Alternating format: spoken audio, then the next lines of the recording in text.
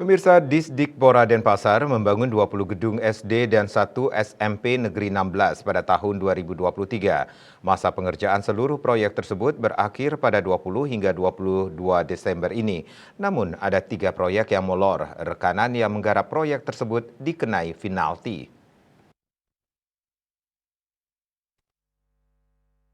Kadisdikpora Denpasar Anak Agung Gede Wiratama menyebutkan secara umum semua proyek yang digarap tahun ini telah rampung. Bahkan kekhawatiran jajaran Komisi 3 DPRD Denpasar yang menyebutkan sejumlah proyek pembangunan gedung sekolah akan tidak selesai tepat waktu terbantahkan. Wiratama mengatakan dari 21 proyek yang digarap memang ada 3 yang molor. Keterlambatan penyelesaian proyek tersebut karena pemborong yang menangani proyek tersebut meninggal dunia. Akibatnya penggarapan proyek sempat tertunda.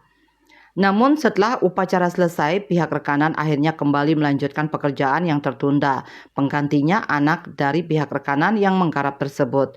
Pembangunan yang molor itu diantaranya SDN 3 Ubung dan SDN 17 Pemecutan. Dikatakan penggarapan SDN 17 Pemecutan seharusnya sudah tuntas pada 17 Desember 2023 lalu. Proyek ini molor selama 14 hari. Kemudian SDN 3 Ubung seharusnya tuntas pada Jumat ini. Namun mereka semua sudah sepakat untuk dikenai penalti. Asmara Putra, Bali Pos.